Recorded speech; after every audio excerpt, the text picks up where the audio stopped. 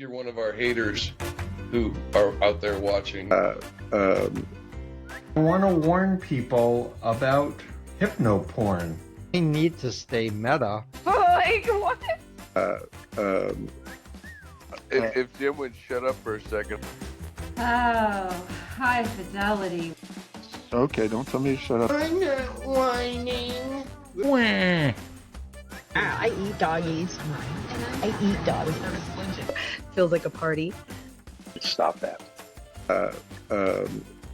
It's a war. They have made it so that I cannot be celebrating July 4th. This is 6 Degrees of Stew. You don't need to stay meta, but I'm glad you're here. Welcome to 6 Degrees of Stew, the podcast that unpacks disinformation, misinformation, extremism, and conspiracies from the unique vantage point of the Stewniverse, home to Stewanon and Blueanon. Before we continue today, a brief disclaimer. The views and allegations discussed in this podcast are based on publicly available information and are presented for informational and analytical purposes. Listeners are strongly encouraged to conduct their own further research, consult original legal documents for specific case details, and critically evaluate all sources for a comprehensive understanding. This podcast aims to provide a balanced overview of a complex subject, acknowledging both TST's stated goals and criticisms leveled against it. Let's begin. Now, let's contextualize TST's emergence within the broader currents of modern Satanism, recognizing that it draws from a complex tapestry of historical influences while also forging its own distinct path. To truly understand the complex terrain of modern Satanism into which TST emerged, we must acknowledge its problematic historical roots and draw crucial distinctions between different groups. The term Satanism itself carries centuries of loaded meanings, often fueled by fear and misunderstanding, making clear distinctions all the more important for accurate understandings of the diverse philosophies operating under this umbrella. This is an excerpt from an interview I conducted with David from Queer Satanic. I'm not a Satanist, which you know, we've discussed that as we've met, but I have some familiarity of what it is and in a general sense, because I grew up during the Satanic Panic. So, of course, you know, things around that nature and learning about it. What does being a Satanist actually mean? Like, what do people get right about being a Satanist? What do they get wrong about it? You know, maybe some common misconceptions, things of that nature. Sure. I mean, I think that the biggest misconceptions that we start out with all the time is that most Satanists, the overwhelming number of people who call themselves Satanists, do not worship or believe in a literal supernatural deity called the devil.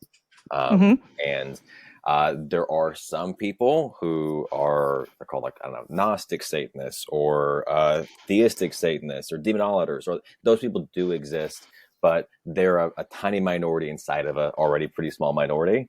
And so most people running around, that's not the biggest strain of Satanism, such as it is atheistic Satanism, kind of downstream of Anton LaVey and the Church of Satan and the Satanic Bible. I think that is a fair thing. Almost all Satanists do not engage in any kind of lurid practices like child abuse or animal sacrifice, those sort of things. And so they're like that level that you have to like reach most people at who grew up during the Satanic Panic. But then there's like the next thing of like, okay, so you are aware that most Satanists don't actually worship a literal deity that's the devil. And you're aware that Christian nationalists exist and they are bad and doing harmful things to society. And these Satanists say we're anti-Christian. And that's in the sense like inverted cross. We invert it. And so people go, well, those must be the good guys. And that is the other big misconception, is that just because they say they are the opposite of people you hate does not mean that they're good. That is the standard like thing that I would need people to understand, is that like Satanists are also bad for boring reasons, because Satanists are people. We are not fundamentally better or worse than anybody else. We are, if we are better than Christians, it's because our spheres of power in society are tiny. That is what makes us better. Right. Not that we are, our ideology is better or anything. But then another thing that's tough to understand is that I think personally that Satanism is mostly incoherent in the same way that like Christianity is incoherent. Like you have so many different Christianities that exist. This thing on the opposite of that means you can be the opposite of that in lots of ways. And so there are Satanists who, following from LaVey, look at Christianity as being like too egalitarian, too meek, too kind and generous. And they say, no, we're selfish, we're strong, we don't do self-denial, we do indulgence, et cetera, et cetera. Like what I would say is growing up, the kinds of like Protestant Christianity I was aware of was pretty muscular, was pretty like stingy to other people. It wasn't egalitarian. It was used to kind of like justify hierarchy. And so you can be opposed to those things as a Christian, or sorry, as a Satanist. As a Satanist, you can be opposed to that kind of reactionary Christianity. So like the way that I am a Satanist is that I look at the things that reactionary Christians say are bad, such as like queerness, such as actually like caring about people regardless of I don't know, their productive value, these kinds of things. And so if you say the Huck Finn thing of like, all right, then we'll all go to hell, right? If your religiosity is saying that these things that are bad and of the devil are against your religion, well, I take that side. I take the devil's side. If you're saying that those things are those things that I like and support are bad, and different times in different places. I mean, I think that religions are mainly people, and I think people tend to work backwards from like into like we use religion and other cultural things to justify things we already want to do. And to me, it's like much more important what you want to do than the label you're using for that. Because if you are a Satanist who is saying like follow the rules because we obey the law, I think that's bad. If you're a Christian who's like, my responsibility to my fellow human beings supersedes all laws, that's better. I would rather someone be a Christian who says no kings but Christ and like faces down cops to make sure that people are like fed and clothed and have basic needs met than a Satanist who just like sits around scrawling sigils. That was raised was a kind of like muscular, that like the version of Christianity that was like around me was just justifying hierarchy, inequality, abuses, why queer people were going to hell, why you should actually like respect cops and bankers and landlords. And if those things are of God, then I will side with the devil, right? I think the devil has the right side of that. And because I don't believe in a literal deity of any kind, and I don't believe in any actual events, I can sort of like reinterpret the devil of Christianity the way that I want to, because I get to make that up. That makes sense. So I like a devil that looked at the omnipotence of God and the tyranny of eternal hierarchies and an eternal way of things and said, I think that's fucked up and I'm willing to fight it. And being willing to fight against omnipotence, even when you know almost by definition that you can't win, is to me a really inspiring thing. It's a thing that helps you to like get through the really low moments, that even though the Christian mythology, Lucifer, didn't win the war in heaven, the fight didn't end there. It kept going, and it goes on to this day. As long as we keep fighting, we never lose. That is a thing that I find to be inspiring and to keep me going and keep me in the fight even when it seems hopeless. That like part of the reason that we exist and struggle on is so that it's never a settled issue. As long as we keep fighting, there is no end to it, if that makes sense. No, it does. It does. And I was listening to, and we're going to get to that at the end to wrap this up, but your speech about how not to get sued, when you ended with, what was the exact quote? It was about praying, but helping those who... Yeah, something like whether you pray or not, you sometimes need like to be the answer to someone's prayers, that sort of thing. Yeah. Mm-hmm. Yeah.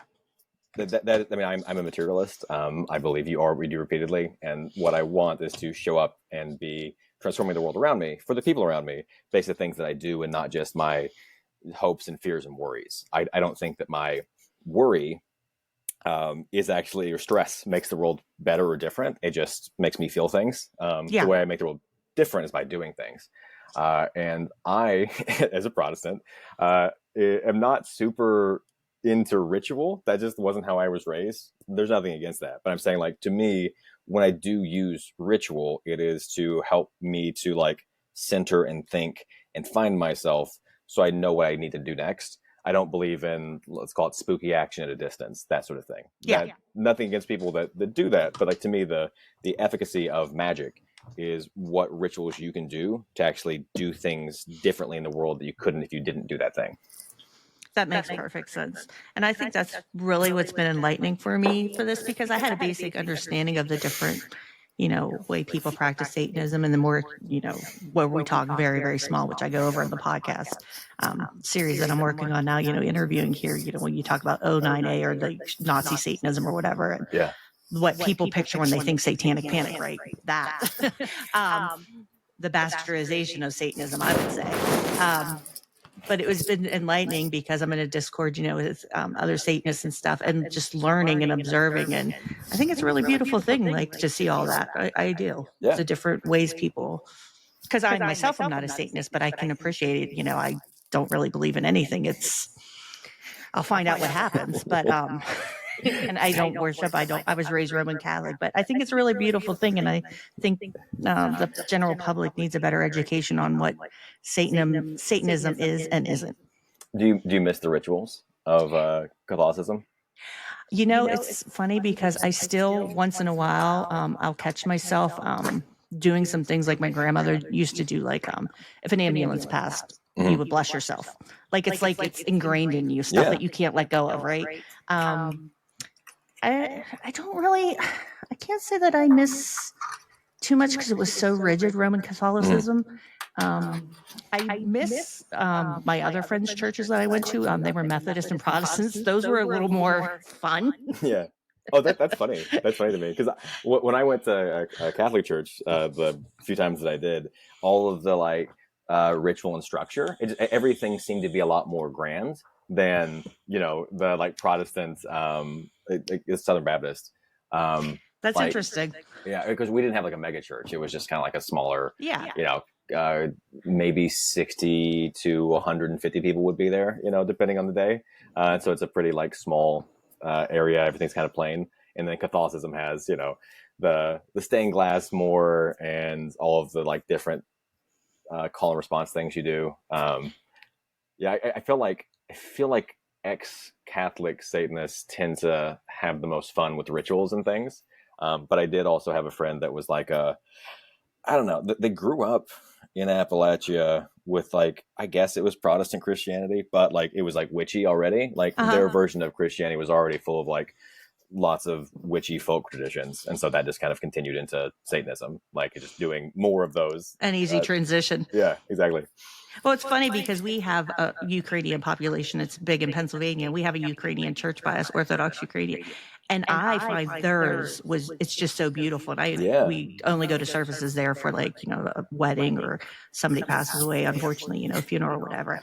And that pageantry, I think, is just phenomenal. I mean, it's just gorgeous. It's so ornate and everything, When there's no coercive control over you, lots of religions are pretty great. It's the coercive control part that's not so fun.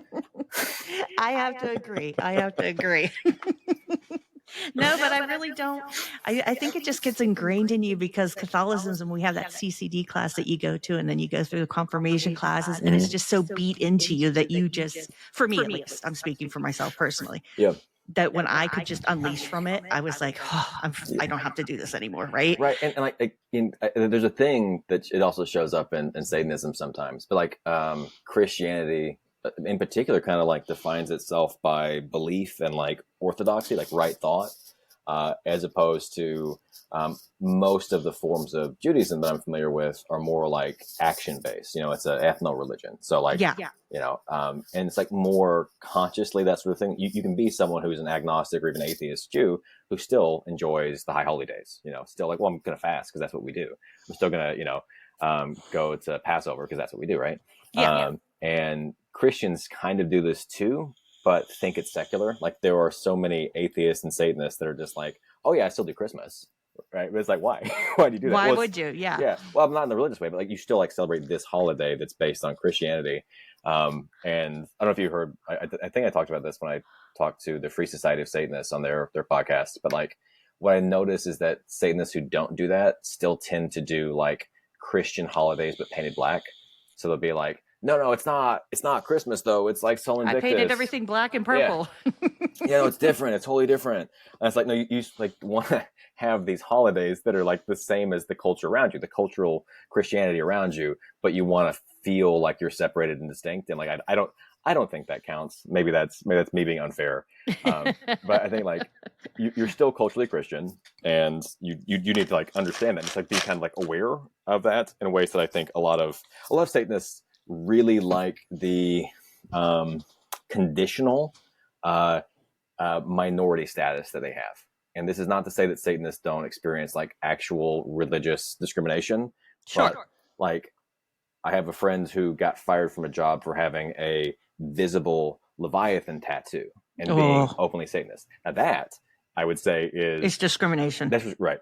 But other people that are like, I'm a Satanist, but I don't tell anybody, right? I don't, like, I mean, like you're not out to anybody. And No. I don't think, based on most Satanists that I've met, that it's like a actual intrinsic part of them. It's this aesthetic that they've embraced, but it's not equivalent to transness, queerness, like ethnic, ethno-religion, things. Like if you are a Muslim person, if you are Jewish, right, it's different when you're discriminated against because you can't just pick it up and put it down in the same way.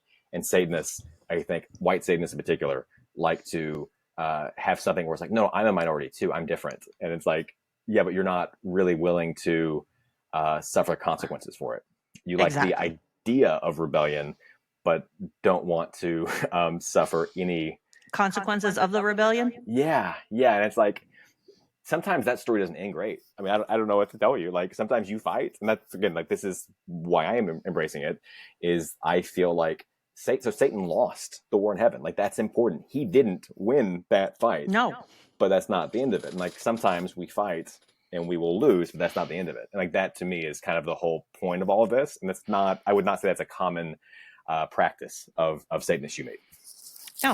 No, you've enlightened me a lot. I appreciate that. I really do. You really have. It's been a joy like talking to you. I really do. Thank you. Yeah. Let's stay in contact even after this project's done for sure. For sure, yeah. I think that one of the worst things about becoming a Satanist is meeting lots of other Satanists. That's so for me to not be an example of that is very high compliment. Thank you. Problematic roots of modern Satanism. TST distinguishes itself from the older Church of Satan, founded by Anton LaVey in 1966, viewing it as primarily philosophical and inactive in real-world political struggles. TST sees itself as a pragmatic activist evolution of non-theistic Satanism, more engaged in direct political and social action, with a unique blend of intellectual rigor and theatrical flair. Anton LaVey's legacy is far darker and more politically troubling than his edgy countercultural image suggests. As detailed in Queer Satanic's article, Anton LaVey was worse than you think. His life and philosophy were intertwined with fascist aesthetics, white supremacist networks, and overt collaboration with neo-Nazis. LaVey's links to fascist figures stretched from the 1960s until his death. A 2001 study by scholar Jeffrey Kaplan documents his warm correspondence with James Madole, the leader of the National Renaissance Party, NRP, an American neo-Nazi organization promoting Aryan racial mysticism. In letters, LaVey admitted to visiting NRP headquarters, keeping a membership card, and acknowledging camaraderie, with both the NRP and even the Ku Klux Klan.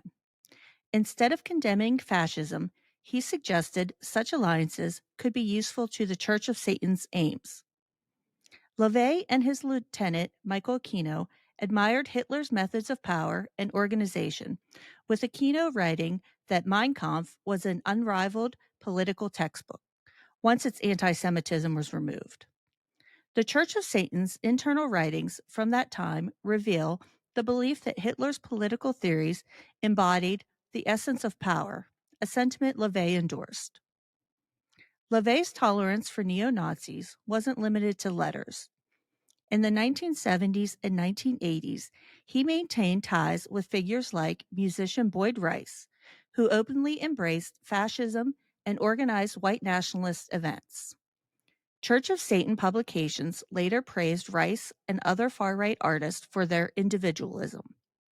More disturbingly, the church's high priest, Peter Gilmore, once gave a glowing review to Siege, a compilation of writings by James Mason, founder of the Universal Order, a Nazi terrorist group that inspired modern accelerationist extremists like Atomwaffen Division.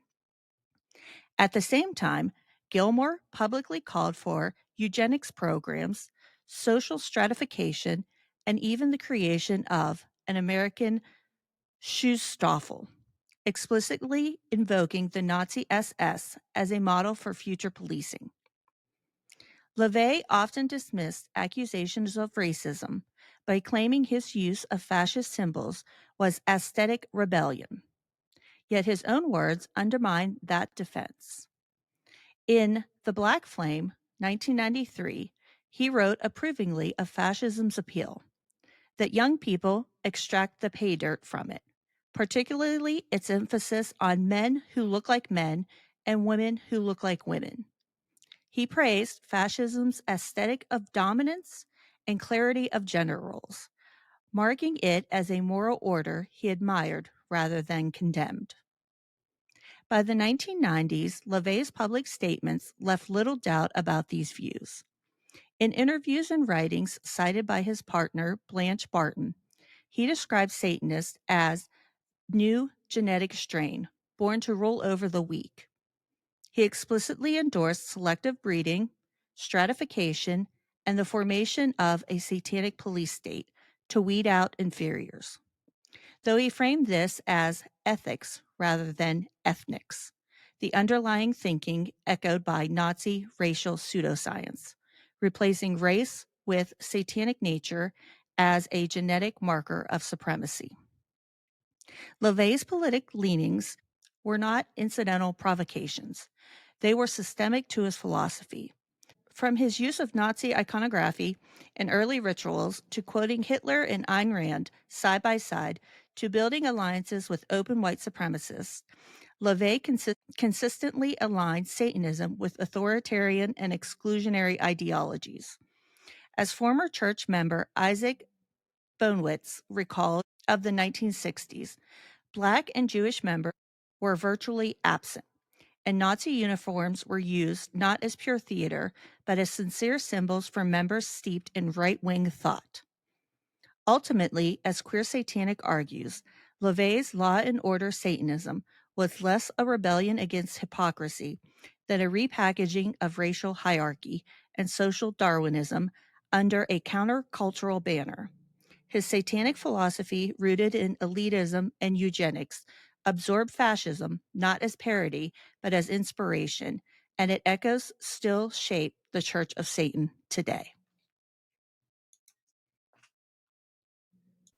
Groups like Queer Satanic critically highlight that the very foundations of modern Satanism, particularly as influenced by Anton LaVey's The Satanic Bible, are deeply flawed.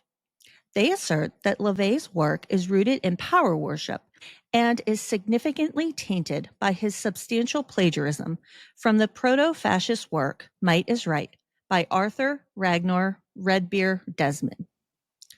Might is Right, originally published in 1896 under the title Survival of the Fittest, Philosophy of Power, was penned by Arthur Desmond, an Australian New Zealander white supremacist. This text explicitly advocates for a social Darwinist worldview, asserting that power dictates morality and that might makes right. It promotes themes of radical individualism, elitism, and a rejection of traditional ethical systems, like altruism and compassion, often presenting a bleak, nihilistic perspective on human nature and society. The book's core philosophy is one of brutal self-interest, where strength and cunning are valorized, and weakness is seen as a moral failing deserving of subjugation. It argues against concepts such as equality, sympathy, and democracy, viewing them as hindrances to the natural order of the strong dominating the weak. The book controversially declares, all laws, commandments, or doctrines as to not doing to another what you do not wish done to you have no inherent authority whatever, but receives it only from the club, the gallows, and the sword. This historical connection to might is right reveals the old and pervasive roots of fascism in the United States and highlights the intrinsic harmony between white supremacy, patriarchy, conservatism, and capitalism. The book reinforces the core idea that those who have the power deserve it, and those without deserve nothing. It is unappealing and unapologetically bigoted prose, makes obvious the sort of society it advocates for. The role of rich white men to do exactly as they please, and the forcible subjugation of all other people in service to them. Anton LaVey and his creation of the Satanic Bible heavily cribbed from and repackaged sections of Might is Right, notably excising its most explicit anti-Semitism and slurs while retaining the underlying philosophy of take what you want, by whatever force necessary, because you are an individual and you're free.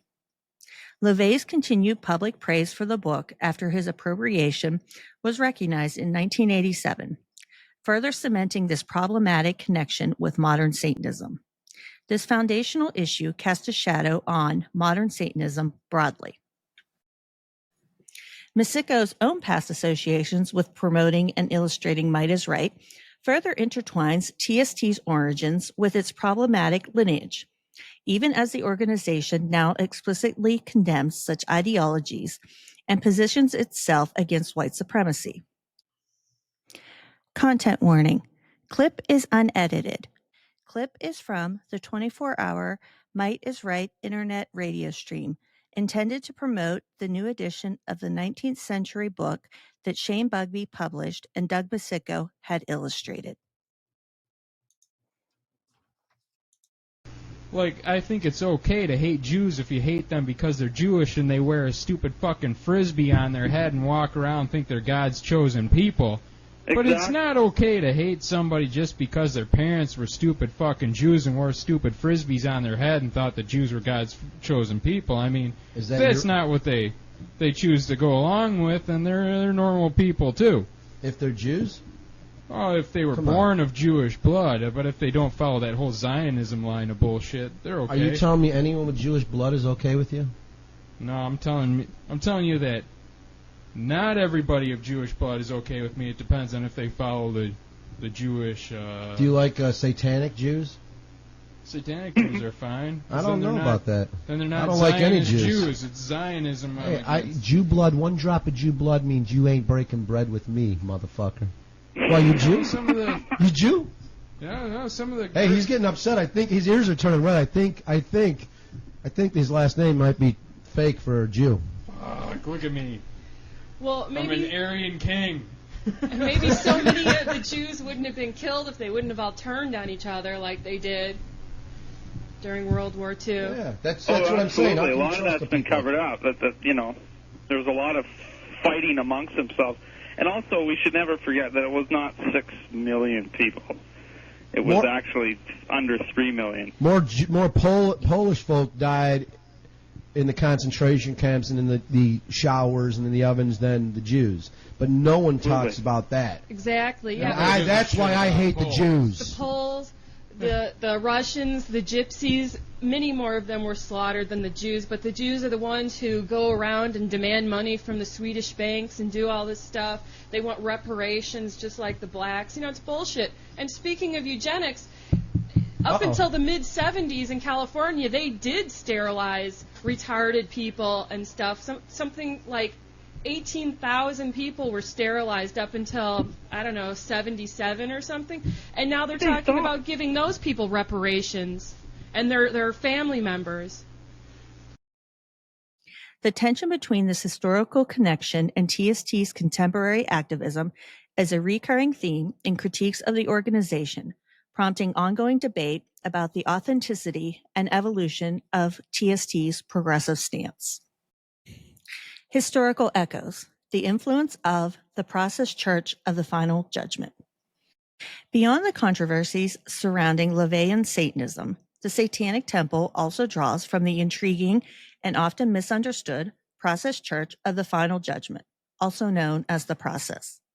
This controversial new religious movement, founded in London in 1966 by Mary Ann McLean and Robert de Grimston, presented a unique theology blending esoteric biblical motifs with psychoanalysis.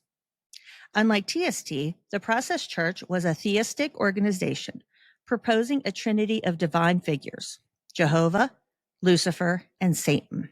Within the Process Church's theology, these three figures represented distinct aspects of divinity that were nonetheless unified in Christ.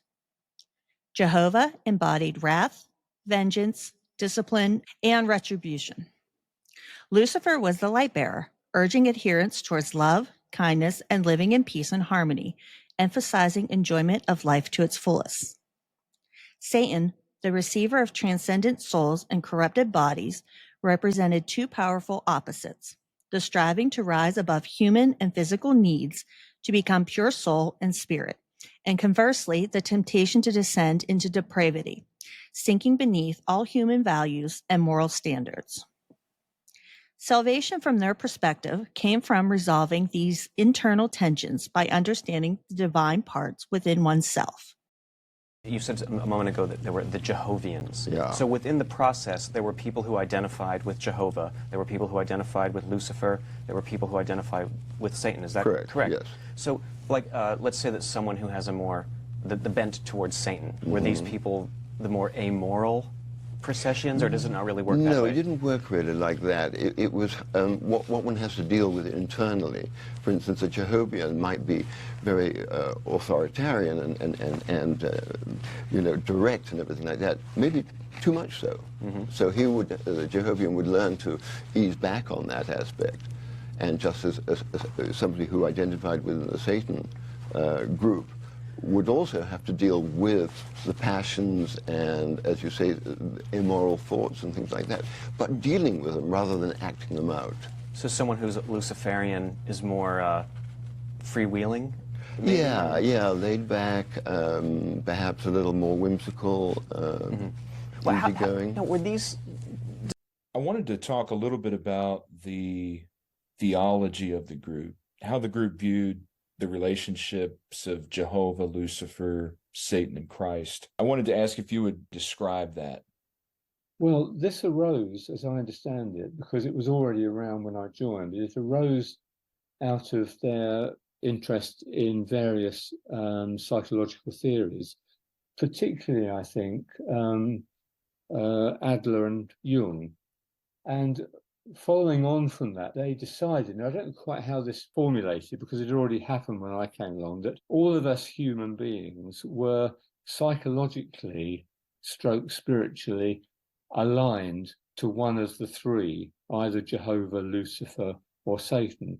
And the alignment could be determined by understanding the sort of psychological tics and preferences, likes, dislikes, and so on. Their argument was that it was helpful to, if you wanted to emerge from what they called the grey forces of mediocrity, to recognize which of the three you were aligned to and to develop the personal qualities that indicated that alignment. So it was more psychological than spiritual.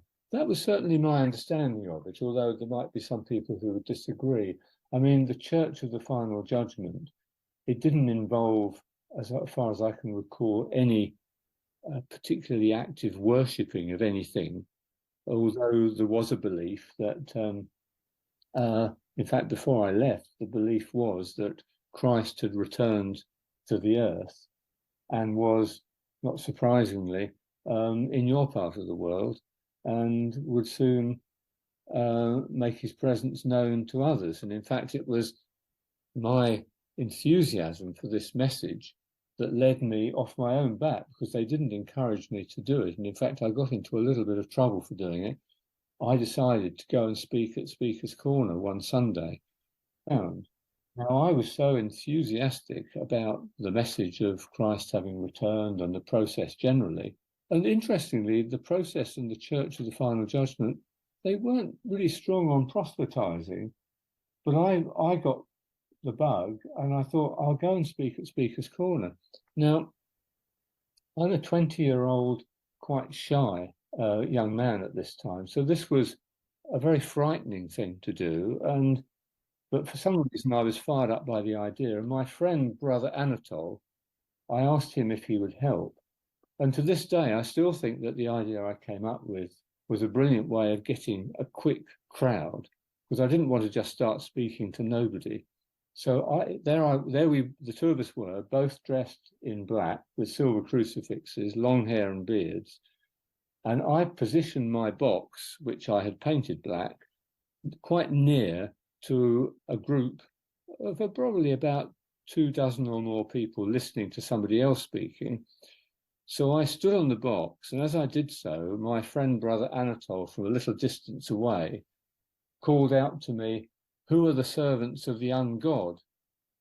And I pointed to the crowd listening to the other guy and shouted back, "They are." You can imagine, if you weren't totally enthralled to the other guy, you'd like, what? What's he saying? About half of them just peeled away, and I had an instant audience, and off I went. The group originated from a form of psychotherapy called compulsions analysis, developed by McLean and de Grimston, who had met while training in Scientology and adapted some of its methods. They were in Scientology, they leave, and then you said compulsions. They start something called compulsions analysis. Correct. Now, you were the third, not the third, but I guess you were the first. I think I was the first. Yes, I think I was the first person, because I was an old friend of Robert. We studied architecture together. I think Marianne had one of her clients also, but I didn't know him at the time. But yes, they kind of used me as their guinea pig to get their technology straight. And of course, I became involved with it because it's wonderful technology, and it was really very helpful. Mm-hmm. Yeah, I've always found that whatever people say about Scientology, and I'm not saying this for or against it, there are always certain techniques that are involved in any kind of, psychological, self-help kind of thing that are of benefit to certain people, and that's why they carry on with it, and other people don't find those benefits. I agree entirely, and I think a lot of especially with Scientology, a lot of the early technology in Scientology was very good. A lot of the group work they were doing, and we took, I think, 2 or 3 different techniques from them, but it was really very, very different from Scientology. How did other people come to join first compulsions analysis and then the process? What was the mechanism by which people would come into the fold? Well, I can speak personally. The more I did it, and I think probably I did it for about 4 or 5 months, and I had quite a wide circle of friends at that point, and they could see the changes in me and were curious about it. How old were you at the time? 23, perhaps, 22, 23, something like that. So that's how some people came, and then other friends of friends came. They started something called a communication course, which was on 2 evenings a week, and that was open to the public, and maybe 30 or 40 people would come, and Marianne and Robert would be up there, and they'd be doing their magic. Robert was very intellectual and cerebral, and Marianne very intuitive and psychic, and they were actually, to begin with, a very good match. They worked very well, so it was a very exciting thing, and it was in the 60s, and it was an alternative in a sense to the swinging London scene that was happening. It went much deeper than the rather more superficial aspects of London at that point. Was there a sex magic component to the process? Because in the book you tell of orgies, but the way that you recount them, it seems that they were more to break people down psychologically than for any sort of pleasure or even like a spell casting purpose. Is that true? They went through, there were two phases of the group sex, and the first ones were, and again I'm having to deconstruct this in retrospect, but my sense was that Marianne was basically helping us release a lot of the English sexual repression. Right. And then later on, my sense was that she was using them to establish sexual guilt, so she could manipulate people through the sexual guilt, because no, they were not pleasurable. They were not pleasurable at all. Well, people were feeling psychologically dominated by her. That's an unpleasant feeling to have. Why did they stick around? I mean, was there what was the retention like in the group? I mean, did people join the process and stay? Yeah. They didn't. There wasn't a lot of in and out. Certainly when they got, because you see, we made it so difficult to become what we called an IP, an internal processing, and somebody who actually lived in the community. It would take between 6 months and 2 years for somebody to get in, right? And they would have to give all their money over. You know, they would have to dedicate themselves completely, you know, to it. They would have to live in a special place with other acolytes, I think we call them, or disciples we call them, I think. So by making it so hard to get in, people would think very hard about getting out. Of course, there were people who... Sorry to interrupt you, but is that to avoid American taxes by incorporating as a church, or you know what I'm saying? And so the robes were a way to, in the same way that the Church of Scientology would have people with clerical collars. Right. Oh, we're in the garb, therefore we must be tax exempt. Yeah. I don't quite as crude as that, but it's very much a question of identifying, you know, ourselves as different from, and being identified as that as well. But so it's a question of personal identity. It's also a question of how one's seen from the outside. Well, so does the group identity, at that point, if somebody in the hierarchy, the top of the food chain is saying, we're going to be a religion from now on, we must take on the trappings of a religion and the garb of religious workers or whatever, did the group look at that as a cynical thing, or did they self-identify and say, yeah, that's right, we are a religion now? How did, you know what I'm saying? It wasn't quite as homogenous as that. I think a lot of people had different reactions to it, but we were so far into it by that time. You know, we were so much of a community by that time that I think even people who were a little taken back by it kind of went along with it. I'm somebody who you know, didn't grow up religious and didn't really fancy all this stuff, but because there was so much happening and I was gaining so much from the experience, you know, I went along with it, and I think a lot of people did that too. Now, the full name of the organization was the Process Church of the Final Judgment. Yes. And there obviously were end of the world and apocalyptic elements to the process theology. Certainly. Was there ever a timeline or an end date that was set? I mean, where the prophecy is something else that's going to come up in, you know, like there's all these people who are into the whole 2012 thing. Obviously, that's not too far from now, so they've got a very specific end time prediction that if that doesn't happen, you know, what are they going to do with their careers? But where the process, was there an actual timeline that was predicted? No, there wasn't. One of the things that, and I think this probably came from Marianne, was 7-year spells of this was Jehovah 7 years, this was Lucifer 7 years, this was Satan 7 years, this was Christ 7 years. But I think even those 49 years have now run out. So no, I think we were sensible enough not to predict a particular time. For that very reason? Yeah. I see. So no, I don't think it was for that very reason, but I'm glad we didn't.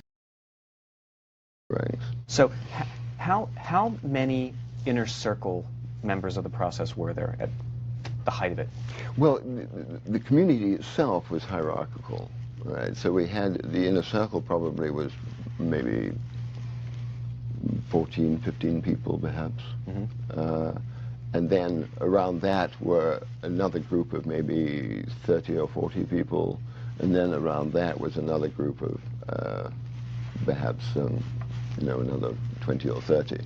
So I think at the most the community ever had was probably something in the region of 80 to 100 people. I mean, it was really very small compared to the Moonies or Scientology or something like that. Right. But because we were so outrageous, we made a much larger impact than the amount of people. Plus, we had a magazine too. Yes, and when you have you know, a group of people who are working 24 hours, well, whatever it is, 24 hours a day, you know, completely dedicated to one particular purpose, you can achieve an extraordinary amount of things. Mm-hmm. Well, in each city where you had a process coffee shop, yes. right? Well, how many people would come, like in Chicago, for instance, or in New Orleans? How many people would show up for an event or for a ceremony or a musical performance? What kind of crowd did you get? Probably generally between about 30 to 100, maybe. We would have a Sabbath assembly every Saturday, and we would get maybe 70 to 100 people to that. And then we were running all sorts of courses and classes. We were teaching people how to become telepathic, you know. People would pay for this? Yes, yes. So how much money was the process raising at the height of the fundraising? It's awfully difficult to say, but I would say probably we were pulling in, you know, maybe a couple of million a year, something like that. A couple million a year? Probably something in the region of that. But the rank and file members were living sort of poverty-stricken lives, is that correct? Well, yes. I mean, one can make it sound awful, very poverty-stricken, but we'd taken vows of celibacy, poverty, and obedience, and just the same as any monk does. So it wasn't the feeling that we were living in poverty. I think when people started realizing that Robert and Mary Ann were living in luxury, that it started getting a little bit awkward. But then again, you know, these were... In 1966, their clients formed The Process, which evolved into a more overtly religious group. 1963, it started as Compulsions Analysis. The oldest document they said they had was June 13th, 1963, so they made that the official start of the process. By the way, we always said process, not process. Even American members had to say that. So you'd get somebody with a really thick Louisiana twang saying process. It sounded kind of weird, but you know, that was how we did it. Yeah, so they were going a few months before June of 63 as Compulsions Analysis. I think within about a year, they became the Process Company, and there was something about a corporate charter that they existed to perform all kinds of processes into the human body, mind, spirit, soul, and you know, other stuff. Then the experience in Mexico in Stuhl in 1966 took an existing spiritual perspective and a sort of dualistic God concept into a much more specific Trinity of Jehovah, Lucifer, and Satan, and with Christ sort of hanging around on the side of that, and then Christ was assumed into it as a more, you know, to create a quaternity, I guess, late 1970, early 71, somewhere around there. So that you're always dealing with phases. When people say, what was the process like? What was it about? You think, well, you know, give me a date. Because what was true in 1965 was definitely not true in 67. The theology was getting much more worked out by 68, 69, which was when I was hanging around them in London. And then it went through further evolutions in the early 70s. So there was it lived up to its name. It was not one fixed perspective. It was always moving on to the next level of understanding or the next aspect of totality. Why did you join the process? What attracted you to the group?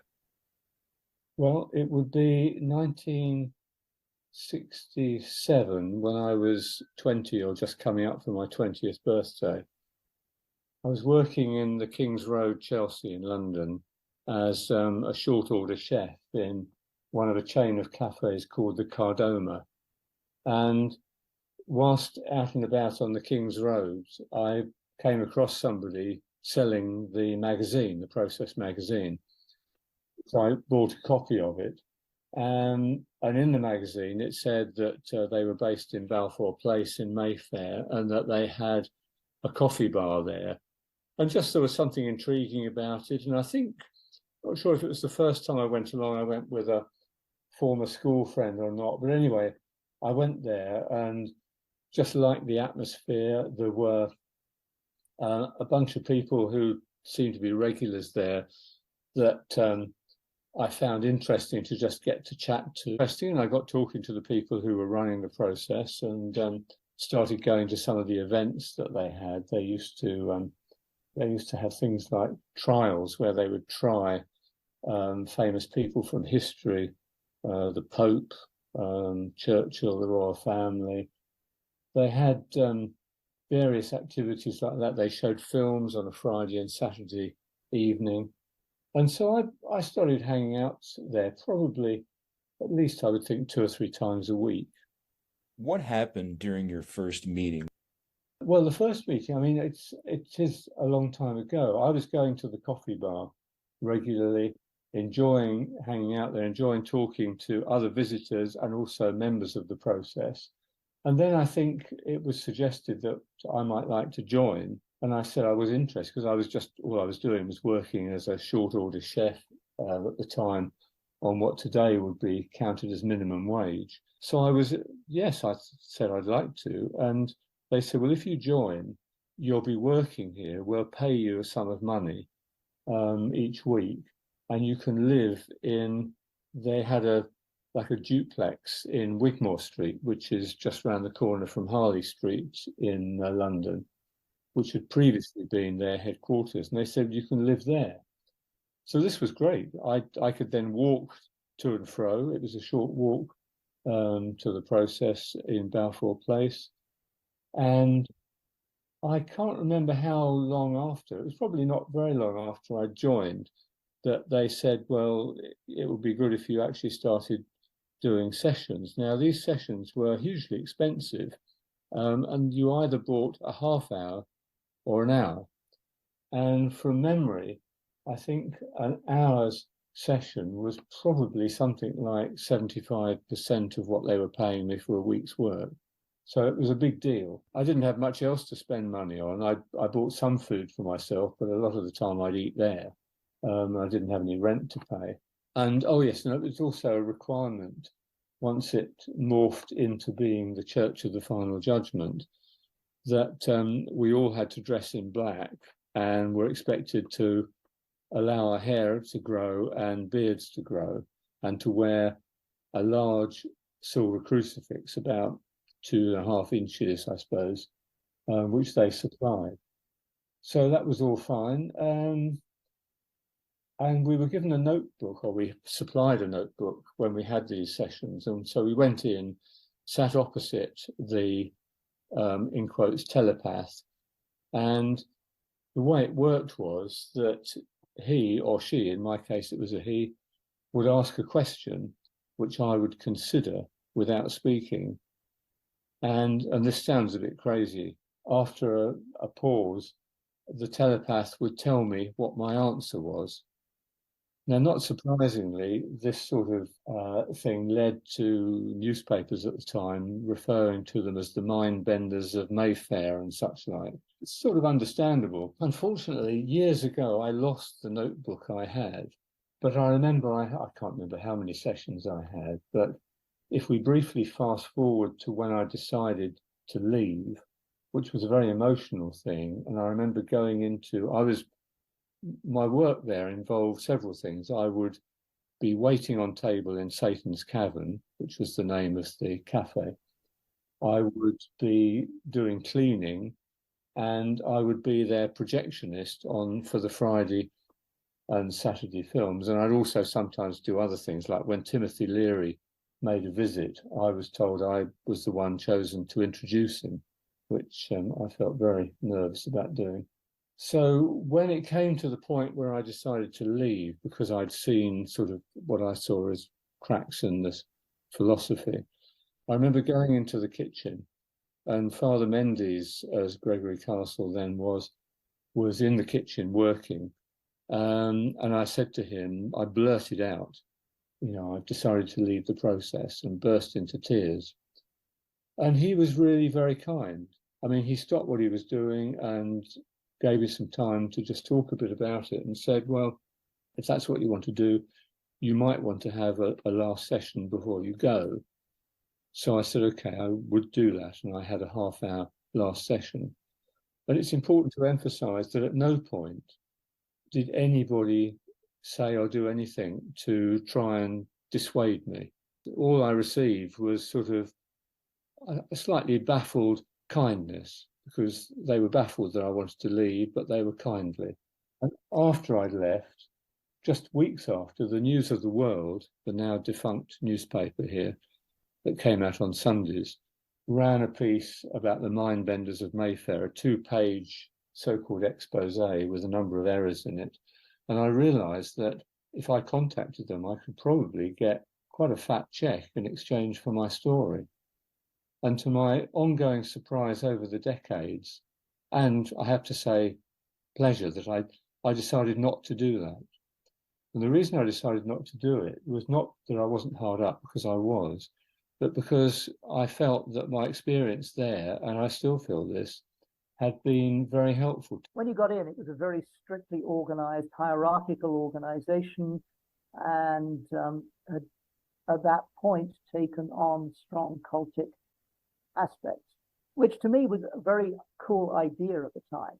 It didn't strike me as a bad thing at all. I kind of wanted something to take me in and make me a stronger human being. That's what I thought was going to happen. Did you have any kind of initiation ceremony? Oh yeah, there was always an initiation. And when I joined in 1970, we were still a rather closed group. Nothing was open to the public.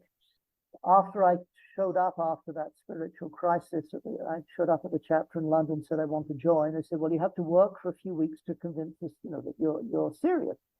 So I would be going up after work to help in the coffee shop, washing dishes, preparing food for about 3 weeks.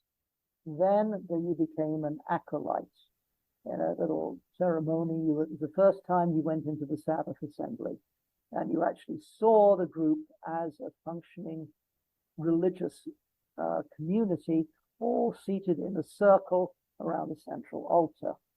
A week later, all being well, you became an initiate, yes. And you had to do that for 6 weeks minimum. Then you became a messenger of the unity, which is when they gave you your new name. You started wearing the process uniform, and you were beginning to really move into the thing. So there was a lot of sorting out that went on with people. People would say, yeah, I want to join, but then they'd realize I have to change everything about my life here if I'm going to join these people, because it's a complete commitment, a total commitment. A lot of people would drop out during the acolyte initiate phases, and a lot of messengers didn't make it through to becoming an inside processian and an inside messenger. Then there were the other ranks beyond that, but I didn't get as far as those. Did you have any kind of initiation ceremony? It seems weird to say I can't remember. I think the reason I can't remember is that there wasn't any particular initiation ceremony. There was, however, when it became a church, because when I joined it, it was just the process. And then I think it was around New Year's Eve of the end of 1967 that it was announced that they were going to now become the Church of the Final Judgment. Which wasn't a great surprise, because all the way along they'd been talking about what they described as the three gods of Jehovah, Lucifer, and Satan. But they decided that it was now going to be the Church of the Final Judgment. And they had a ceremony then where we were all baptized with fire and water, which sounds quite sort of cinematic, but in fact, the water was just a bowl with some water in it, in the way that churches might have holy water. And the fire was a rather budget version of a fire, I suppose, for health and safety. It was basically a gas bottle under a dish with a sort of jet coming through, a small jet. And the person doing the ordination just briefly, momentarily put their fingers into the flame and then touched your forehead, I think it was, and the same with the water. And that it was at that point that I became Brother Zachary. Describe a day in the life of a processian. It was quite a long day, actually. So I was living in the flat in Wigmore Street, and I'd get up, can't remember what time, but I'd get up early enough to just have a quick breakfast in the flat, then I'd walk past the American Embassy and into Balfour Place. And the day began with cleaning duties. I remember that I didn't have much experience as a 20-year-old man of cleaning, but now I was, amongst other things, the cleaner. And they had, just in the entrance to Balfour Place, they had a beautifully polished wooden floor, which most days I had to not polish, but they had a sort of a liquid that you spread over, and it then quite quickly hardened and turned into this beautiful sort of cover for the wood underneath. So I did that. I clean the bathrooms, I clean up in the kitchen, the cafe. And then as the day wore on, I'd probably have a break. And then by the afternoon, I'd be waiting table in Satan's Cavern. And in fact, on one occasion, in the evening, one of the customers was Barry Humphries, Dame Edna. Yeah. This was when he was a drinking alcoholic, and he came in from his one-man show and was very drunk. And I had to get him, as I did with anybody, to sign a temporary membership card. And he signed over the entire thing. And I remember he left his umbrella behind, and I had to chase after him and give it back. So I'd be waiting on table. And there were quite a few people of note then. The woman who was in The Girl from Uncle, I remember, used to come in, and one or two other people, of course, Marianne Faithfull and such like. Anyway, so I'd be doing that in the evening, and then Fridays and Saturdays was a really long day, because then I'd be the projectionist, and they had more than one showing of the film. They had a 16mm sound projector, and I would sit behind a screen, and most of the films were 2, sometimes 3 reels long. And so I'd be projecting the films and hidden behind the screen. And on one occasion, I was mortified to be woken up by one of the paying customers, because I was so tired. I'd fallen asleep, and they were just left with the sound of the film flicking round. So they came behind the curtain to wake up the projectionist. Describe a day in the life of being a member. What was your personal role, and what were your duties? Acolyte and initiate, you were just still doing stuff around the chapter, cleaning in the lower floors, because the inside community was upstairs and you didn't go up there. Helping a lot in the coffee shop, doing laundry and other exciting stuff. Once you became a messenger, you would take an armload of magazines or books out onto the street and go up to people and use your emerging communication skills that you've been learning in the processes twice a week in the evenings. And, hi, would you like to help us? Or just straight, would you like to help us? And then you'd say, I'm from the process, or I'm from a group that helps people with emotional problems. And you try and coax money out of their pockets or get them to buy a magazine. And that was every single day, except the Thursday in those days was the day we closed for a day's rest. And also Sunday morning was usually quiet, because the coffee shop had been open till 1 or 2 in the morning, and nobody was ready to go out on the street early on. So really 5.5 days of the week, you were actually out on the street getting revenue for the organization and spreading the message. The process established chapters in major cities like New Orleans, Boston, Chicago, and Toronto. Their practices involved developing esoteric Gnostic theology, which they propagated through professionally produced magazines and radio programs, utilizing these media for recruitment and fundraising. They also undertook communal living experiments, such as a month-long settlement on the Yucatan Peninsula, which became an important part of their mythology despite being devastated by a hurricane. During these early communal periods, adherents engaged in psychodramas from history and developed a hierarchical structure with the De Grimstons as the Omega, followed by the masters, priests, prophets, and messengers. The idea that messages are coming towards you, that's where the leap is, I guess what I'm trying to say.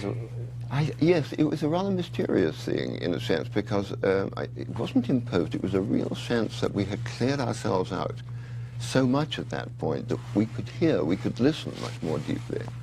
And out of that came firstly the beings, and then when we got to Mexico, to Stroll, to Yucatan, where we lived for about 9 months there, the presence there was so strong that I think that was when we started to see the bigger frame, that it wasn't just about us, that there were larger entities, larger forces out there, of which we were part of. Well, so it becomes a messianic cult at that point? Yes, yes, it was very messianic, yeah. Well, so what were you trying to do to, I mean, if you brought people in, what was the thing that they were going to get from it? Well, there were two aspects to it. To begin with, we thought we could really help, we could really change the world. I think it took about 9 months before we realized it was completely absurd. Oh. And we, I think probably unwisely, took a slightly oppositional role to what was happening in the world. And out of that came that feeling, which I think is very common to a lot of cults and religious sects, which is, we're special, we're the elect. Mm-hmm. You don't know what we're talking about. Us You're against out them. there, we are, and we're going to be the ones who are saved. Well, I mean, while TST is distinct in its non-theistic approach, there is clear acknowledgement of the Process Church's influence on TST's vision and structure from some prominent members. The intention of becoming cult leaders, I think they went in with the opposite intention. So that's why I say when we first started, it was more me looking to organizations like the Process to figure out what not to do. And then when we were discussing the symbolism behind the Baphomet monument, that's when you can see a lot of borrowing of Process perspectives, because you do have all those binary elements on Baphomet. And I do think the strongest message related to Baphomet is the same message that was kind of the core philosophy of the Process Church of the Final Judgment, the reconciliation of opposites. And I thought it fit really well with the idea that we were putting a religious monument on public grounds, not to usurp the place of another religion in anybody else's minds, but in order to engage publicly by upholding pluralism and showing that the two can coexist, even if they're, ostensibly diametrically opposed. But we could transcend that, and there can be a reconciliation of the opposites. Doug Masitko and William Morrison, a director and prominent TST member, also of the band Skinny Puppy, both bear the Process cross tattoo, explicitly borrowed from the Process Church. So you have a Process tattoo, and you told me before we started recording that it frequently gets confused for a swastika. Talk about that. I don't think it actually, honestly, ever gets confused for a swastika. I think people are just being deliberately. Sorry, go on. Finish what you were going to say. I think that's people, deliberately trying to misrepresent and trying to cast aspersions. And I mean, if you don't know what a swastika looks like, I doubt you have any right to claim you're for or against it. To be honest, yeah, and it's like if you're that unaware of history, it would be a very derpy swastika if it was a swastika. It would be like a well, in reality, straight from the person who created the symbol, Timothy Wiley, told me it was 4 P's overlapping one another, interlocking. So that's the design. It's symmetrical with 4 angles like the swastika, but there the similarity ends, and it's clearly not a swastika. But even in the Arkansas case, where we're putting where we're fighting to have the Baphomet monument erected on the public grounds because they put a 10 Commandments monument there, their argument against us has gone so far away from the legal argument that they're even trying to make the case about me and trying to make the case that I have a swastika tattoo and that the Process tattoo is a swastika tattoo. And I went for depositions 2 days, 7 hours a fucking day. And at one point, another dickhead lawyer Mike Cantrell in Arkansas, little fuck that he is, was sitting there asking me about this tattoo, insisting it was a swastika, and I was telling him quite plainly, it is not. Can you not see this tattoo? Do you not understand what a swastika tattoo is? I told him that it's 4 P's overlapping. I told him that he can look in any book and compare it against a swastika. It's clearly not that, and that he was barking up the wrong tree. This asshole lied in a recent motion in the state of Arkansas, and he actually put into this motion that I admitted in deposition that it is swastika. And oh my to God. me, I feel like, I don't know, maybe we should motion for sanctions or something like that, because now they're clearly lying to the court, and it's infuriating. Also, you would be the worst neo-Nazi ever. It's like you believe in plurality, you believe in core liberal principles like free speech, and you believe in compassion and honoring all people's bodily autonomy. Like, you'd just be a really fucking bad neo-Nazi. I'm also part Jewish. The ancestry. Are you really? I didn't know it until more recently. Until somebody in my family took the. Oh, nice. Okay, cool. Yeah, took the genetic test, and I mean, there you go. The symbols and everything were really amazing as well. And I've got a tattoo on my arm that Genesis and Ogre and I got together one day in Hollywood when we were working on that project. Morrison has publicly discussed how the Process Church laid some philosophical groundwork for TST. Lucian Greaves, in his conversation with you, Lucian Greaves, for people who don't know, is the founder of TST. He talked about how the Process Church was very influential in his and Malcolm Jerry's conception of TST. Yes, so absolutely. So it's kind of it's historically important for us, right? And so we are Satanists, and this podcast is more and more being listened to by Satanists. I have a lot of other weird, crazy, progressive Christians and atheists and pagans and whatnot who listen. But understanding the Process Church seems to be really central to understanding TST as well. Tell us some about your own involvement with the Process Church. Like, what got you interested in the process? Yeah, that's an interesting story. I mean, the reason that Lucian and I became friends, which predates TST by 15 years, I guess. Okay. Was due to the process. So that's a long story as well. So I moved to California in 1992 when, I believe it was 92, when Skinny Puppy got signed to American Recordings. And we all moved into a house on Zuma Beach in California that the record label had, Rick Rubin, actually, from Def Jam, and who started American, rented this house for us. It's a famous old house. He actually lives in it now.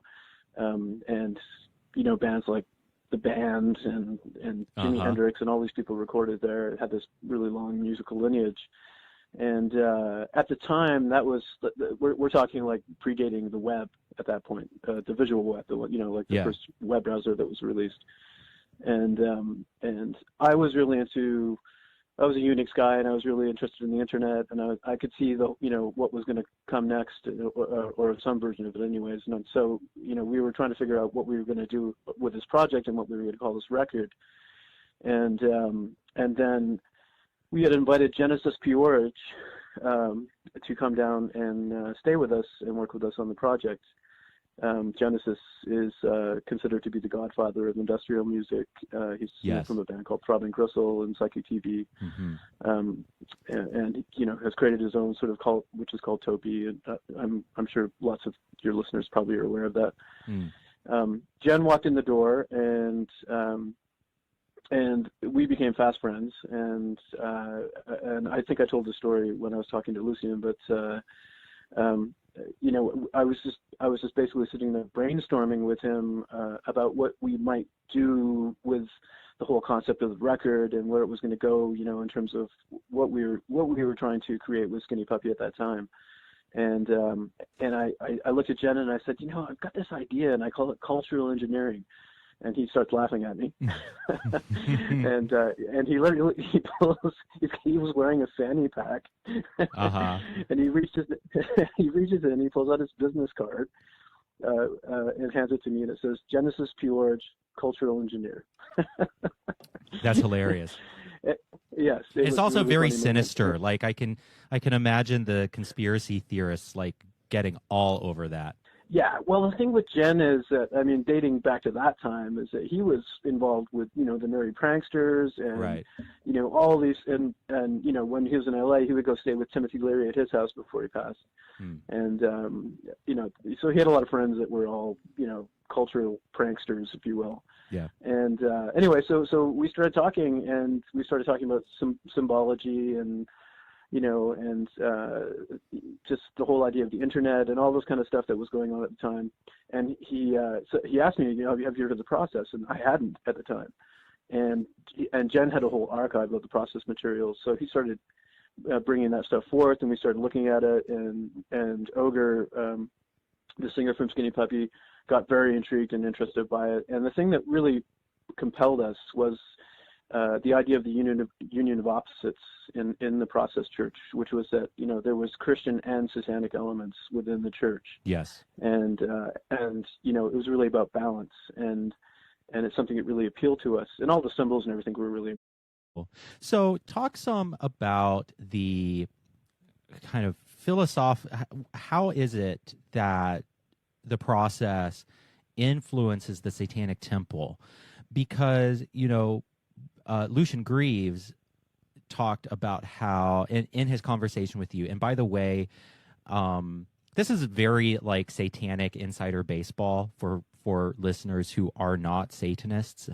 So if you aren't a Satanist, you might not find this conversation as interesting, and I'm really sorry about that. I'll get back to talking to sex workers and socialists in the next episode. But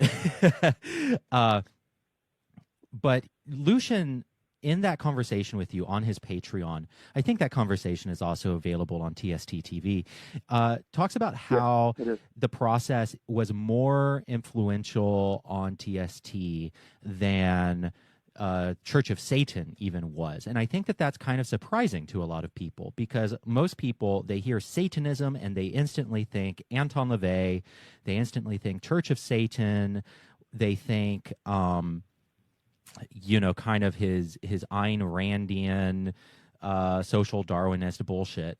And so in what way is the process more influential on TST than even Church of Satan? At least that's kind of the word. That's what I understood Lucian saying in that conversation. Yeah, well, you kind of answered your own question there, because the thing about the process was they were very much a do-gooder cult, if you will. Sure. And you know, there was and there's a lot of parallels between the way TST operates and the process operates as well. There were I think our membership right now is about at 100,000, and at the peak of the process, they had the same amount of members, you know, around the world, mostly centered in the U.S. But you know, they ran food lines. They had these coffee shops, you know, where I mean, one of the main differences is I think that they actually, you know, they had priests in black robes and all that kind of stuff that would go out and proselytize. Their look was amazing. But, like their cloaks and their look. Oh my God. And their, like, the combination of like black, purple, and red. And it was so awesome. Like their design. It was so compelling. Yeah, and also, you know, they really promoted themselves through pop culture. So there's a lot of, you know, people like Marianne Faithfull and Parliament. You know, like they were just like a really cool sort of movement that was happening.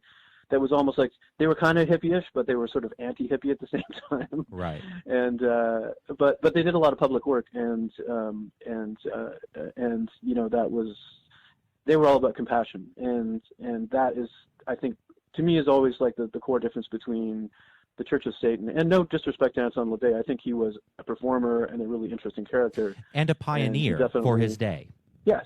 Yeah. Absolutely, yeah. And so, I respect that history, and I think we all do, at least at the core of what we're doing. Yes. But the difference is that that I think COS is based on being self-centered, and TST is completely the opposite, in that that we're about being compassionate to other human beings and creatures, and making positive change. The process was very similar in that regard. So they did a lot of outreach and community service. But yes, the basic sort of philosophy of the process was, in terms of their image, was that they wanted to scare people into realizing that the world was in a state of crisis. So they wanted to be as scary as possible in terms of their image. That's really interesting. And, just what immediately comes to mind for me when you say that are other kind of protest movements, like I think of Extinction Rebellion. The Process Collective, an initiative aiming to connect the international industrial music community, was conceptually inspired by the Process Church, and several members of this original collective are now prominent figures within TST.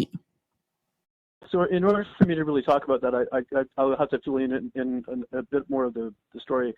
Yes, absolutely. In terms of, so with Skinny Puppy, the band imploded when we were in Malibu. It was, and not in a very nice way, and we all kind of went our separate ways. I went back to Canada at that point, and we had launched process.org, and I was still pushing the project ahead, but I was kind of on my own at that point. And then I got an email one day from somebody who said that they were the first child born to the process.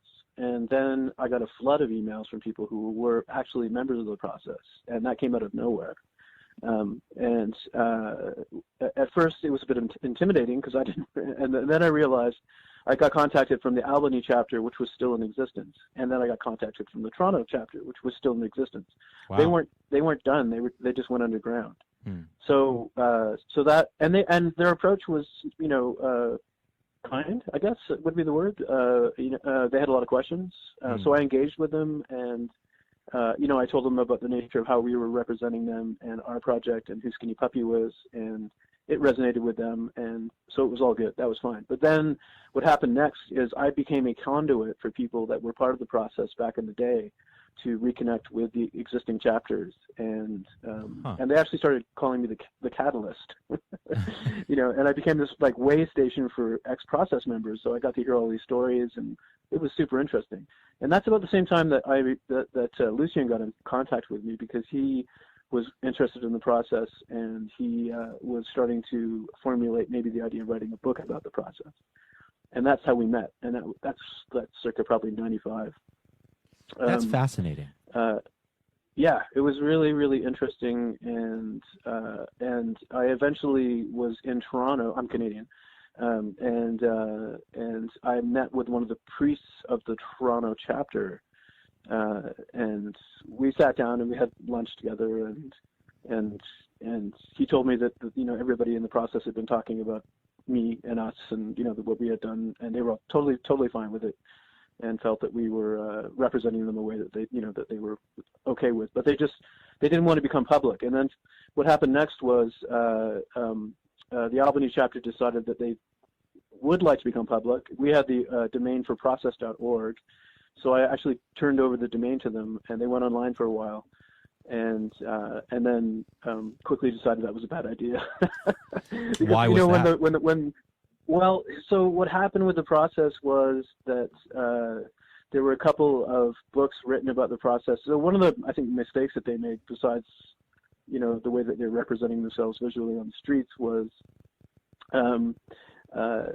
they went, during the whole Manson, when Manson was in jail, they visited him, some of the process members visited him, and that became public knowledge. And then Maury Terry wrote this book that was a New York Times bestseller called The Ultimate Evil, and he pegged the process for telling, Manson and his cult to go, kill Sharon Tate and all that stuff, which was all bullshit. The process sued them. They had the book taken off the shelves, but there was already so many in circulation at that point that, and then the FBI started kicking down doors at that point. That's crazy.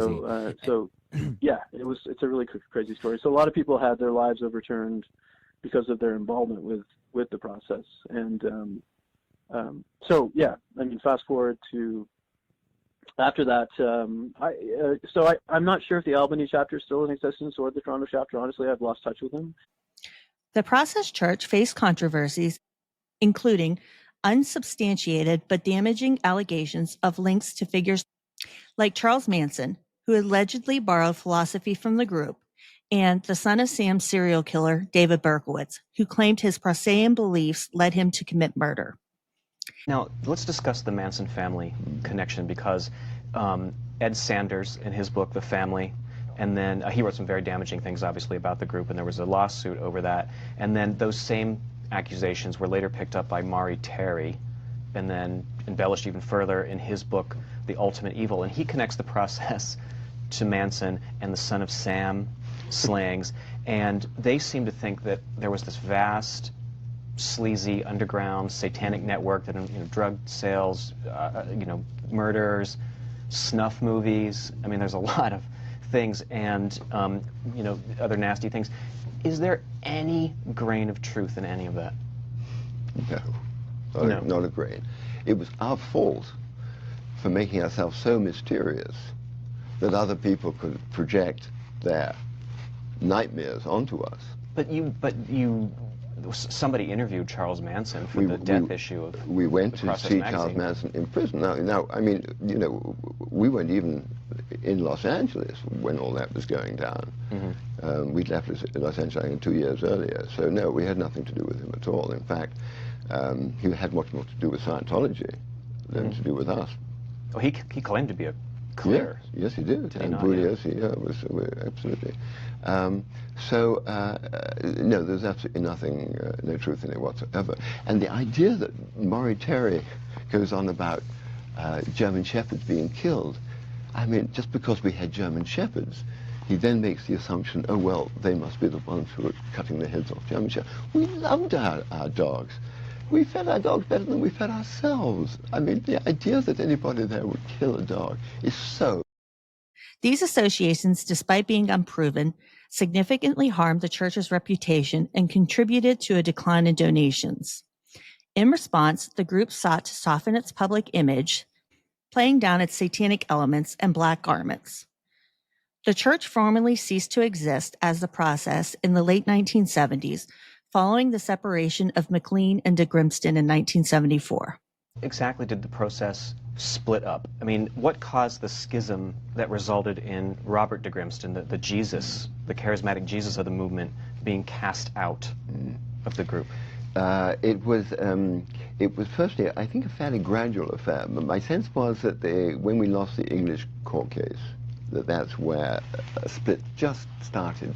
Now, there was always a tension between Robert and Mary Ann, and that tension grew over time, because my sense was that they didn't do as much work on themselves as we were all doing on ourselves. Mm-hmm. And I think around the early 70s or so, Robert, who was sexually repressed, he, for instance, in the orgies, he'd never take part in the orgies. Neither of them would. They would sit up there and sort of officiate. It's very strange. Very strange. Very strange. But gradually the rows between them got more and more and more, and then one day, Marianne just... McLean retained the allegiance of the majority of members, reforming the group first into the Foundation Faith of God, which later transformed and abandoned its religious identity entirely to become the Best Friends Animal Society in Utah, an organization now dedicated to animal rights. This transformation represents a unique example of a religious group transmuting into a secular charitable organization. However, it is crucial to re-emphasize the divergence in beliefs and practices. The Process Church was fundamentally theistic, whereas TST remains non-theistic, using Satan solely as a literary and symbolic figure. So what mistakes did the process make that you feel like TST is learning or has learned from?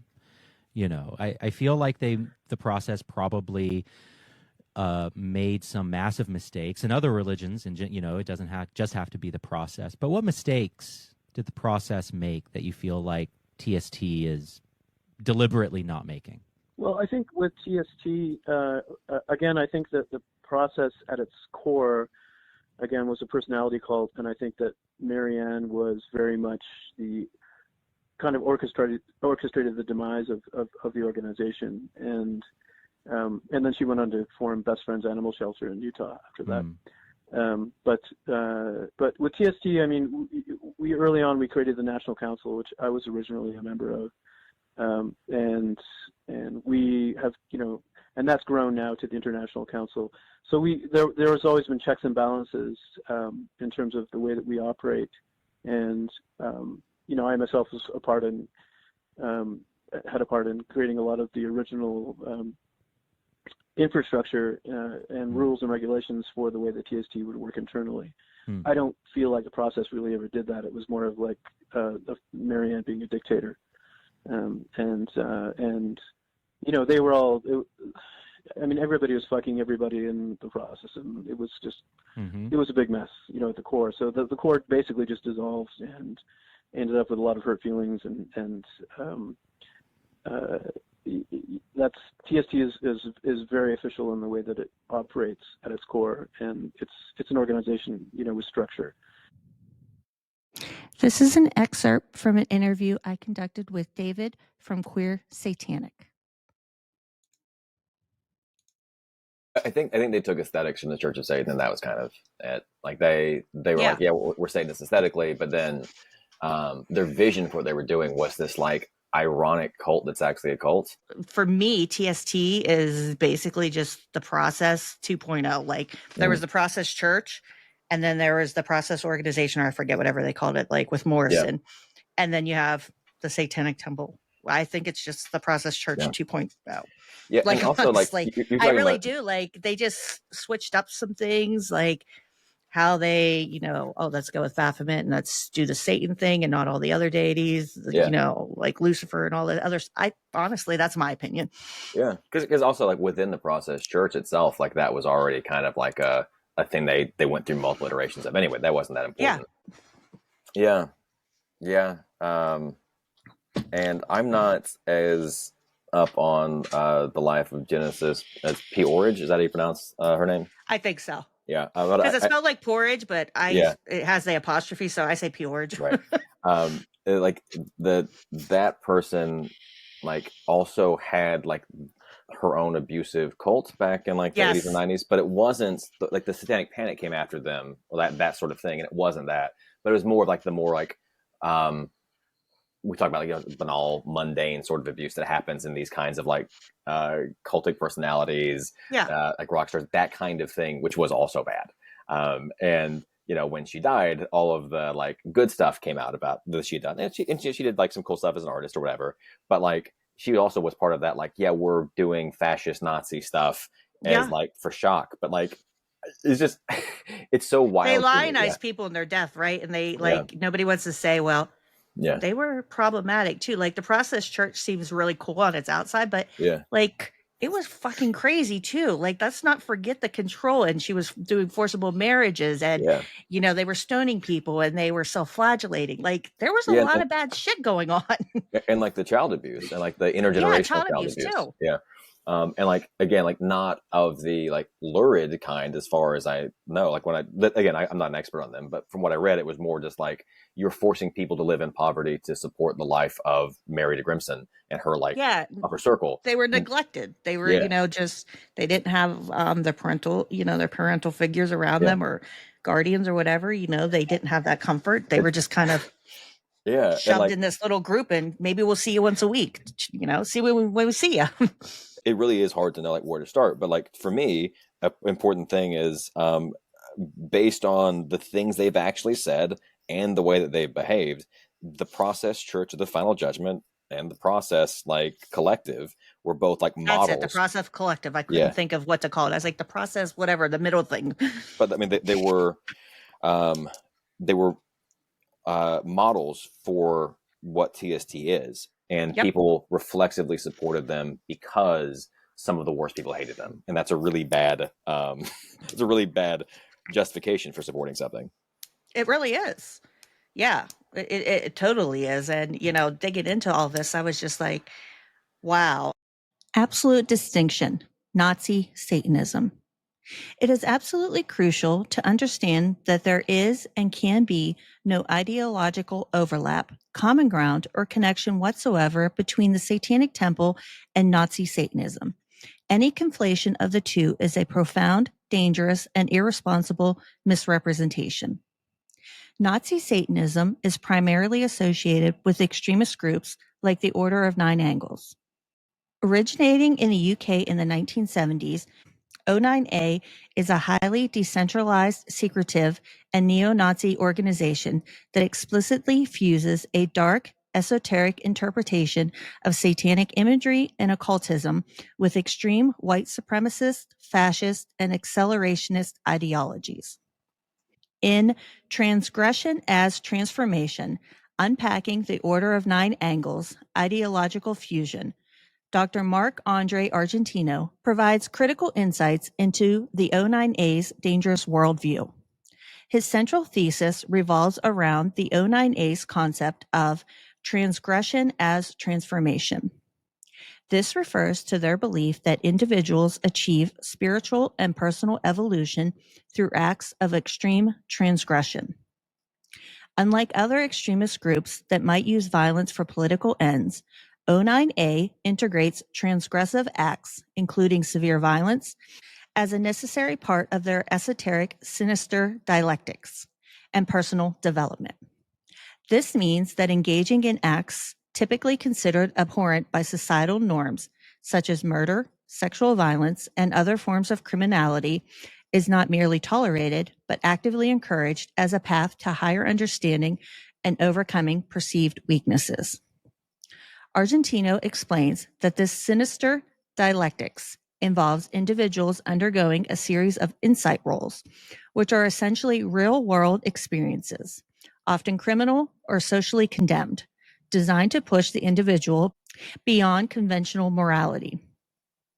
This process aims to transform the individual into an Übermensch, a superior being unbound by humanistic ethics.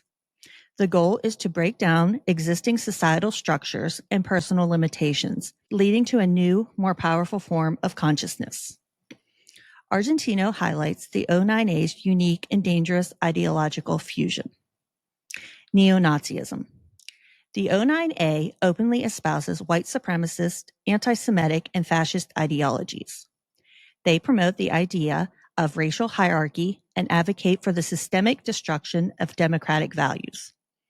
Their reverence for figures like Adolf Hitler and texts like James Mason's Siege, which has been central to neo-Nazi terrorist networks like Iron March and Atomwaffen Division, responsible for multiple murders, underscores their commitment to these vile tenets. Argentino reinforces how Mason's Siege became a foundational text for these groups, promoting social Darwinism and a philosophy that those who have the power deserve it and those without deserve nothing. This connection to historical and contemporary white supremacist movements is a crucial aspect of O9A's danger. Esoteric Satanism. Unlike the non-theistic, humanistic Satanism espoused by groups like the Satanic Temple, O9A's Satanism is deeply esoteric and ritualistic. They view Satan not as a literal deity, but as a destructive, chaotic force that embodies the principles of sinister Gnosis. This Gnosticism involves a search for hidden, forbidden knowledge, which is unlocked through transgressive acts. The pursuit of this sinister Gnosis justifies their embrace of chaos, violence, and the dismantling of existing orders. Argentino emphasizes that these two seemingly disparate ideologies are not simply coexisting, but are intrinsically intertwined within O9A's framework. The Nazism provides the socio-political goals of racial purity and authoritarian rule, while the esoteric Satanism offers a spiritual and philosophical justification for extreme, often violent methods to achieve these goals. Argentino also sheds light on O9A's highly decentralized and secretive structure, which makes it particularly difficult for law enforcement and counter-extremism organizations to track and disrupt. This group operates through informal networks of individuals and small cells, often referred to as Nexians or NIMS. They communicate through encrypted channels and use a system of pylons or points of contact to spread their ideology and recruit new members. This structure allows them to avoid detection and maintain a degree of anonymity, contributing to their resilience despite public exposure. The concept of individual agency is paramount within O9A. There is no central leadership in the traditional sense. Instead, individuals are expected to self-initiate and undertake the transgressive insight roles on their own. This hands-off approach further complicates efforts to monitor and intervene, as it relies on individuals to interpret and enact O9A's philosophy. Spencer Sunshine in Neo-Nazi Terrorism and Countercultural Fascism details how O9A's origins are linked to neo-Nazi terrorist networks like Iron March, which united groups like National Action and Atomwaffen Division. Sunshine highlights how James Mason's book Siege became a central text for these networks, and how figures from the 1980s counterculture, including Boyd Rice, Adam Parfrey, Nicholas Schreck, and Michael Moynihan, actively promoted Mason's philosophy.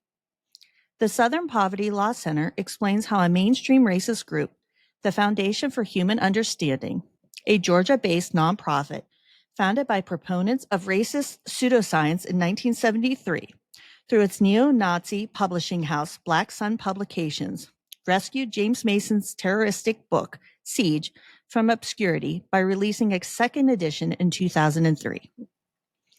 Activist Greg Johnson and Rin Schuster reportedly plan to use FHU and Black Sun to promote Mason's works, along with those of Nazi spy Savitri Devi, to a younger generation of extremists, contributing to Siege becoming one of the most popular and influential texts in the global white supremacist movement.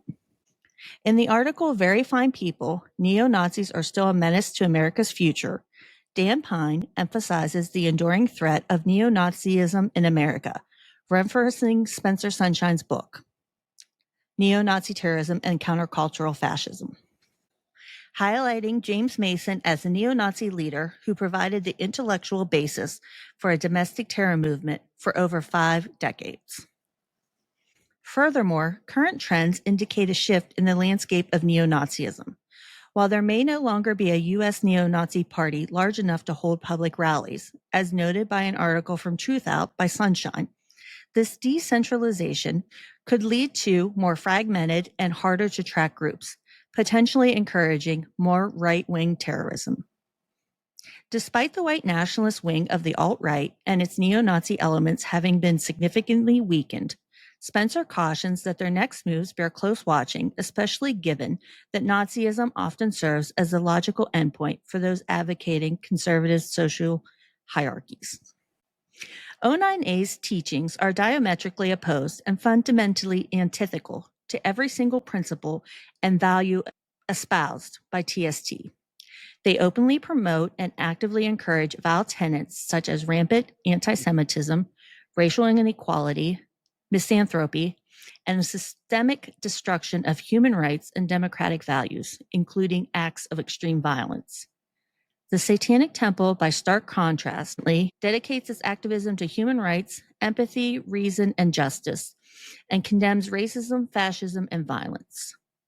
O9A's embrace of violence and hateful ideologies stands in direct opposition to TST's stated principles of benevolence, empathy, and justice. Stay tuned for the next episode. We're going to have to be smart. We're going to have to be strategic. We're going to have to be aggressive. I'm an alpha guy. I'll flip a table every time you aren't getting by. Let's go. Just push. It's all psychological warfare. We know what they are doing. For Trump. If shit goes wrong, like, I will literally have to leave the country. Stop that. I'll land my initial plane. Okay, high five. This isn't the hi-fi show. Good night. Good night. Nighty night.